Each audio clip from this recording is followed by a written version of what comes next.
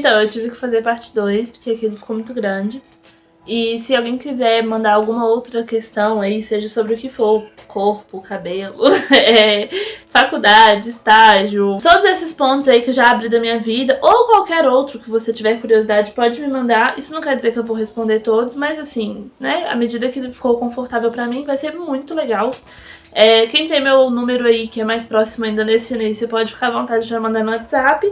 E se por acaso você veio de algum outro lugar e ainda não tem meu número, é fácil me achar no Instagram, eu sou Verônica Robert, procura lá, manda um DM e a gente conversa. Deixa eu continuar respondendo então. Como eu faço pra não ser discriminatório ou não ser homofóbico? Como não ser homofóbico? Não tem como. Até a gente que tá dentro do LGBT, a gente às vezes é homofóbico. Esses dias tava fazendo uma brincadeira xingando uma pessoa, e aí tava com um amigo meu aqui em casa, que ele é gay, e aí eu tô não sei o que lá, isso é muito boiola. E ele virou pra mim, boiola? E aí eu percebi que eu sempre usei boiola no sentido pejorativo. Então assim, é uma desconstrução constante. A questão é, esteja aberto a essa desconstrução. Não bate no pé falando assim, nunca bati em viado, nunca bati em sapatão, então eu sou da paz. Porque é muito mais do que isso, sabe? Se fosse só a violência explícita, seria péssimo, mas seria mais fácil de combater. Mas existe toda uma violência simbólica, de pertencimento, de cargos de poder, sim, é muito mais difícil se estabelecer enquanto cidadão dentro dessa sociedade que marginaliza esse público.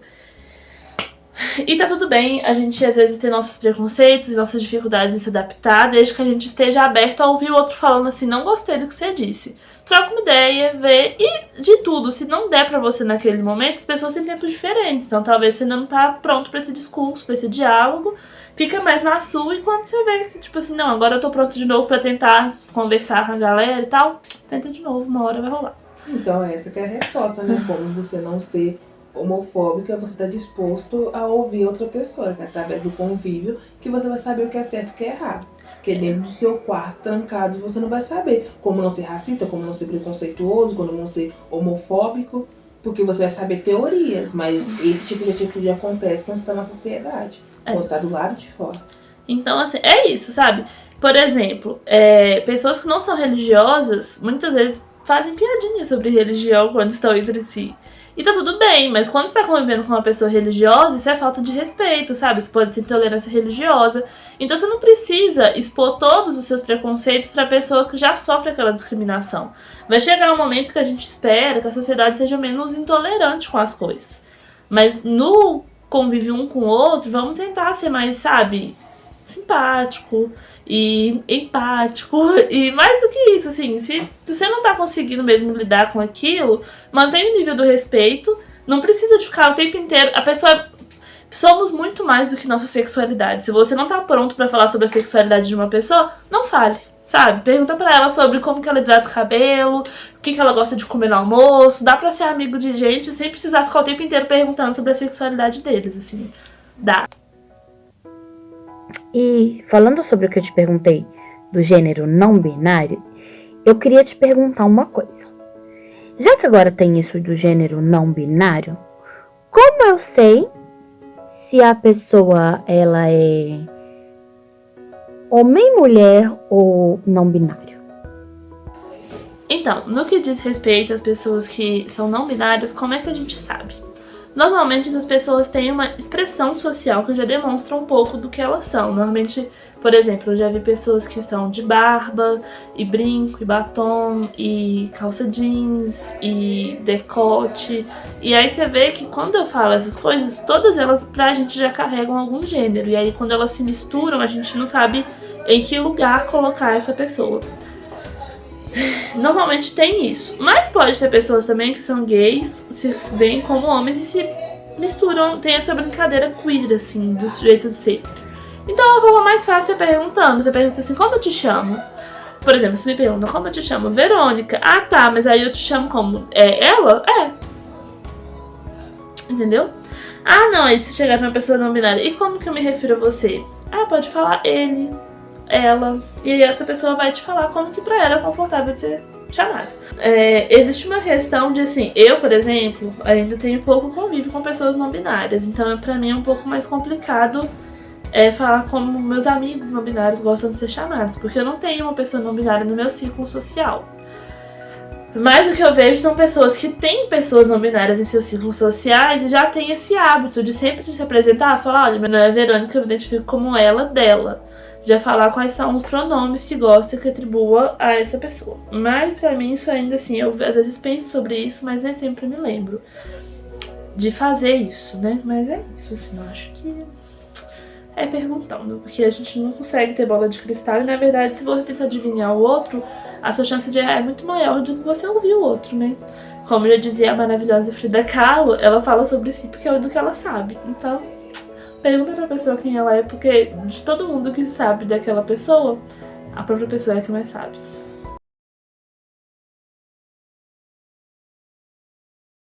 Uma pergunta polêmica. Todo homem gay se interessa por qualquer homem? Porque conheço pessoas que acham que porque o cara é gay ele vai dar de cima de qualquer homem por aí. E qualquer mulher que é lesbiana é porque não conheceu o homem ideal? Ou porque sofreu?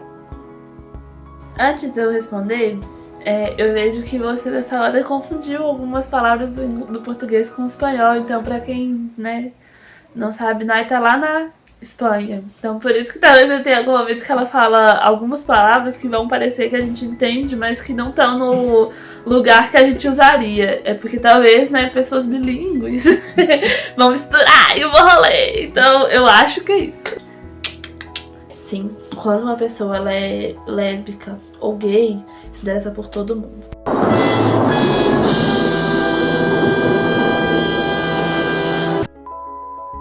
Então, sobre homens gays se interessarem por todos os homens, e também se aplica, né, a meninas lésbicas ou bissexuais se interessarem por todas as mulheres. Gente, não. Não. Talvez uma pessoa, porque é característica daquela mas pessoa. A sexualidade, como eu disse, uma vez eu vi um vídeo ótimo, que era uma pessoa dançando, aí vinha escrito assim, homossexualidade. A pessoa tava com uma blusinha assim, e dançando num quartinho com luz. Aí nisso entrava feminilidade. Começava a dançar também, a pessoa com essa camisa. Aí depois entrava estudante, começava a dançar também. Filho, aí depois entrava pai, aí depois entrava amigo. Então, assim, várias características que constituíam aquela pessoa. E todas as características dançavam juntas. Então, a festa não era constituída por uma só. Só era uma festa mesmo quando tava todo mundo reunido. Então, assim, a sexualidade sozinha não faz o rolê. Então, eu sozinha, assim, falar assim, essa pessoa ela é homossexual. Não quer dizer muito sobre ela, só quer dizer que ela é homossexual. Vai ter homem gay que vai sentir atração por muitos homens, ou talvez todos os homens? Vai. Da mesma forma que tem homens héteros que sentem atração por todas as mulheres, ou quase todas as mulheres. Isso vai de pessoa para pessoa. A regra é, a atração vai estar designada a pessoas do mesmo sexo, quando se é homossexual. E aí, por exemplo, tem pessoas dentro da homossexualidade que têm interesse por pouquíssimas pessoas, custam a ter namorado, porque assim, não é o rolê da pessoa muito se relacionar, mas quando ela quer se relacionar é com alguém do mesmo sexo. Tudo depende da pessoa. Essa é a resposta para quase todas as perguntas. Mas eu acho que responde. E a segunda pergunta das polêmicas que Naihane trouxe pra gente direto da Espanha é sobre... Então, as meninas que são lésbicas, né, ou até bissexuais também, porque eu já ouvi essas questões, a gente só é assim porque não conheceu o cara certo, ou porque a gente tá muito traumatizada, sabe? Namorou uma pessoa que fez a gente de otário. E aí desistimos da vida? Gente, estar com uma pessoa do mesmo sexo não é ter desistido da vida, vamos começar daí, né? Você tá tentando, na verdade, ter uma vida. Segundo, a gente se decepciona entre a gente também. Então, assim, não é porque um cara te fez mal que você vai ficar com mulheres e agora, uou, o mundo... Não é porque nosso símbolo é arco-íris que você chegou no pote de ouro no fim do arco-íris, não. Caminha até lá. No seu caso, sim, mas não é uma coisa... É mesmo, é? Você vai deslumbrar o pote de ouro, depois dá uma tropeçada, volta pra trás um pouco. Então é igual todo relacionamento, vai ter altos e baixos. Não tem a ver com decepções anteriores ou com uma felicidade constante agora. Não existe isso. E homem certo, gente, nem tem. Ah, você gosta de mulher porque você encontrou homem... Gente, não tem homem certo. Nem pra eles mesmos existem homens certos. Não tem mulher certa. Entendeu? Ninguém é certo. A gente é ser humano. O ser humano tá fadado aí a tentativa e fracasso o tempo inteiro. E se existisse mesmo essa questão de, tipo assim, uma pessoa, pica da galáxia, ou pica de ouro, que transformasse todo mundo que está próximo dele em sexualmente atraído por ele, essa pessoa estaria sendo espremida em alguma fábrica e fazendo um elixir pra vender. Essa sexualidade é floradíssima, porque não tem, entendeu? A gente se interessa por pessoas, e quando eu falo isso até assim, então quer dizer que você não se interessa por todas as meninas? Eu tenho muitas amigas e amigas minhas, eu não sinto atração por vocês, sabe? É uma coisa, são relações diferentes, você estabelece a relação de interesse afetivo com uma pessoa, com outra pessoa, de interesse afetivo e sexual. E são relações distintas e não precisa estar tudo misturado, né? Porque você tem amigas mulheres e uma namorada mulher, então todas suas amigas poderiam ser sua namorada, sabe? Não mistura. Mas todas suas namoradas podem ser suas amigas. Errou! Uma coisa que sempre acontece, né? Muita gente fala que isso fere a família. E que... Como eu vou explicar pro meu filho, pra minha criança, quando ele vê um casal LGBT? Como que eu vou explicar o que é? Então, e a família, né? Ela me perguntou, amiga, a gente não quer destruir família nenhuma. Inclusive, eu vim de uma família. Na minha família, não vou revelar a sexualidade dos meus irmãos e queridos primos, porque cada um tem seu momento. Mas, deixa aí meu shade. Mas eu acho que o que acontece? Famílias heterossexuais podem criar filhos bissexuais, homossexuais e por aí vai. Da mesma forma que famílias bissexuais, homossexuais são completamente capazes de criar seres humanos, e esses seres humanos podem desenvolver qualquer sexualidade de acordo com sua vida lá. O que significa que pessoas, por exemplo, eu e Pamela, temos interesse em ter filhos um dia. Tudo bem, vamos ser uma família. Eu poderia, por exemplo, também ter filhos sozinha, se eu não fosse casada. Porque tá tudo bem, entendeu? A família, essa família que a gente criou ideologicamente, de papai, mamãe e filhinho, raramente existe. E quando existe, raramente é funcional, sabe? A maior parte das vezes, os filhos ficam com os avós, ou com as tias, ou com as primas, porque os pais têm que trabalhar, principalmente quando a gente é pobre, assim, né? Vamos concordar. As crianças quase sempre ficam todos os primos juntos no mesmo lugar, enquanto as famílias estão trabalhando. Então, esse modelo de um núcleo familiar muito fechado em si, com valores muito, assim... Tinha um moço que conversava com a gente, né? A base. Essa base familiar... Gente, isso é pura ilusão, sabe? Não tá acontecendo, não tá acontecendo.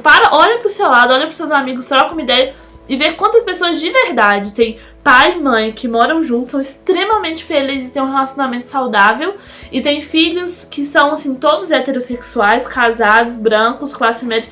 Isso aí é 1% da população e nem garante que esse 1% tá feliz, sabe?